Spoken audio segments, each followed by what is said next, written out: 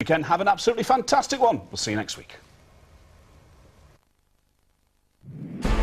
Clegg's catastrophe in the local elections. The Lib Dems punished at the polls. Hundreds of Lib Dem councillors lose their seats and power across the country. A backlash at being in the coalition.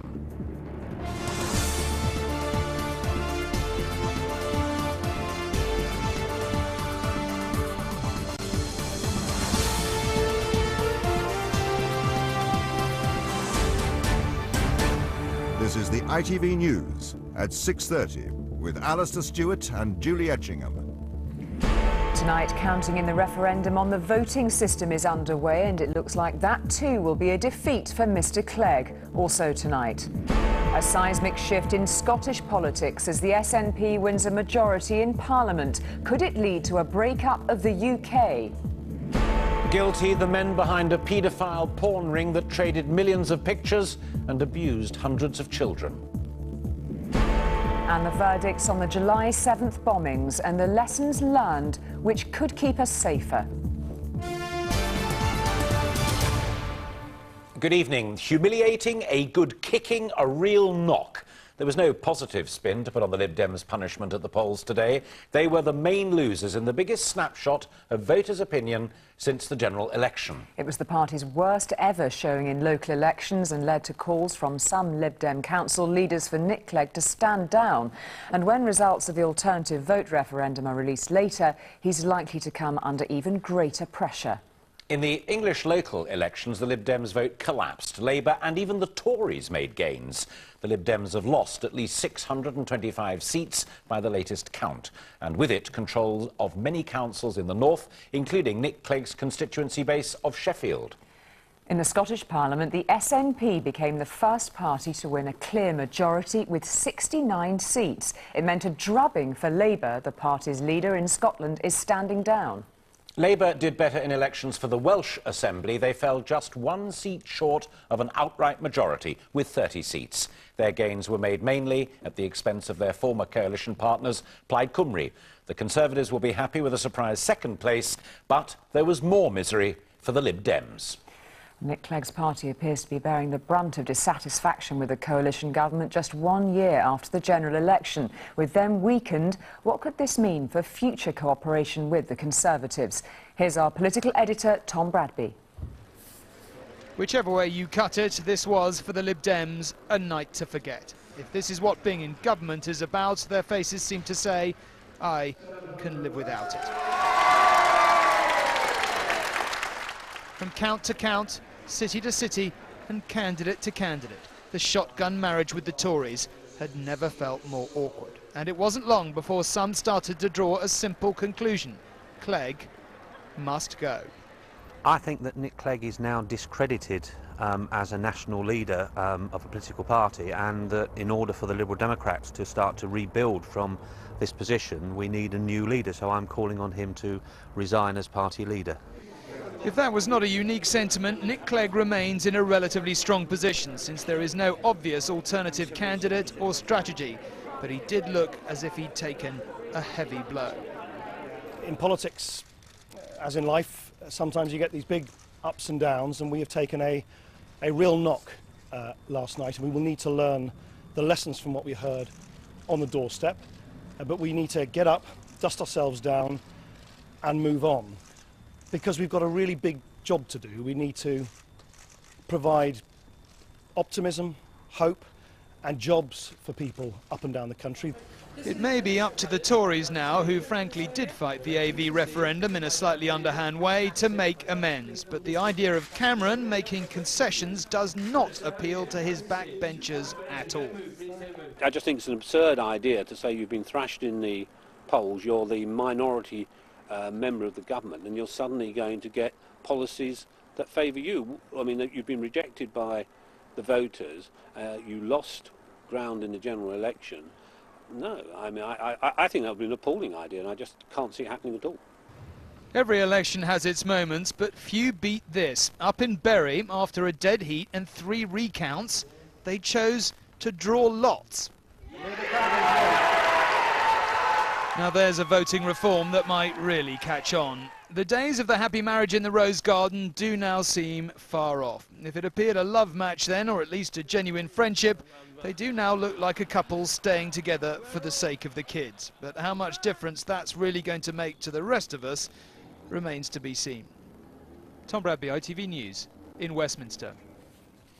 Labour's leader in Scotland said he'll step down after that crushing defeat by the SNP. It was a bitter blow for the party, which had hoped to make significant gains across the UK. Here's our political correspondent, Libby Vina.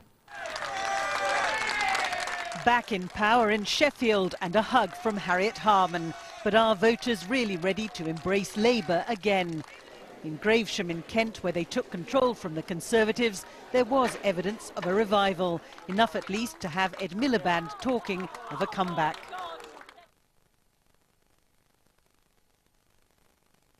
That journey of rebuilding trust, because we won Gravesham, we won Sheffield in the north from the Liberal Democrats, we won Lincoln in the East Midlands, and we won North Warwickshire in the West Midlands. In Wales, there was much to cheer about, Labour making big gains. It looks as if we already have 30 seats, and given the disarray in the other parties, we know that's enough to govern. But in Scotland, on his own victory tour, the SNP's Alex Salmond had trampled all over Labour, forcing the leader there to quit. In the autumn, I will stand down, and it will be for the Labour Party to decide how we go forward from there. I've spoken with Ed Miliband, and we've agreed that we do need this fundamental root and branch review. Voters in Glasgow certainly think it's needed. I think that people don't really trust Labour anymore, and they won't vote Conservatives. So that only leaves the SNP if you want to vote for a mainstream party. The Labour Party were so negative that they didn't consider anybody else but themselves. And if Labour can't win in Glasgow, they've little hope of coming back in Westminster. Libby Vina, ITV News. My apologies to you and indeed to Mr Miliband for that sound fault during that report. Let's get the very latest now from Scotland and Wales. In a moment, Helen Callaghan in Cardiff, but first to Debbie Edward in Edinburgh. Debbie. Well, Alex Salmond is dubbed the King of Scotland by his supporters, and tonight, for all intents purposes, he is just that. He touched down here around an hour ago in triumphant mood to celebrate his election victory. He will lead the first majority government in the 12-year history of the Scottish Parliament. In the north, south, east and west of Scotland, the SNP have made gains. But beyond the numbers and margins of this historic victory, it means that in the next few years, Scotland will be asked to vote in an independence referendum. However, Alex Salmond knows that the Scottish people may support him, but they will still take some convincing on whether or not to break up the United Kingdom. However, as someone mentioned to me here a few moments ago, can anyone now write off the chances of Alex Salmond? Well, a real resurgence for Labour here in Wales. They managed to get 30 seats out of a possible 60, just one seat short of that all-important 31 majority they really wanted. But 30 seats is good enough to govern on their own, and they know that, but they now say that they don't want to rule out any options. They want to weigh up their options over the coming weekend and in the short term form a stable government, and then they say they may well start talking to other people too. We're hearing hints that it may well be the Liberal Democrats, but that's for the weeks and months to come. Helen and Debbie, thank you. And counting for the Northern Ireland Assembly election started this afternoon, with final results not expected until tomorrow. There have been forecasts of a voter turnout of 55%, much lower than usual. And Nick Clegg's bad day isn't over yet. So far, the early results on the referendum on changing the way we elect MPs show a big no vote. Counting is still taking place, with the full result expected later this evening. At present, the no vote appears to be around 70%. Over now to our political editor, Tom Bradby, who is in Westminster. So, Tom, as Julie was just saying, if it looks like a no in the referendum as well, can it get much worse for Mr Clegg?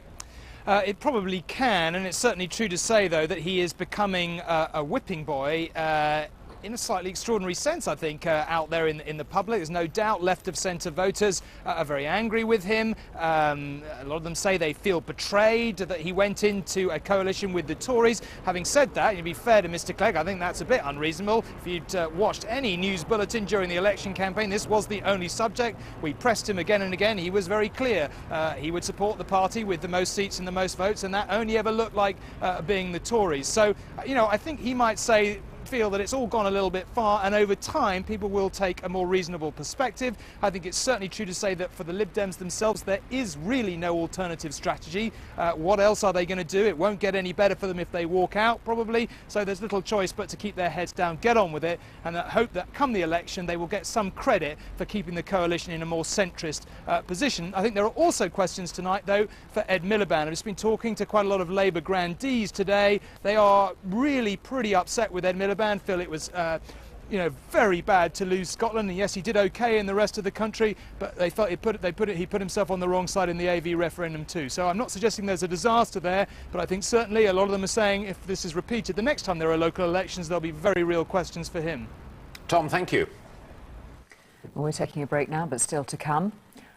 All he needs is love. Paul McCartney is reported to be engaged again. More on that and the rest of the day's news in just a few moments.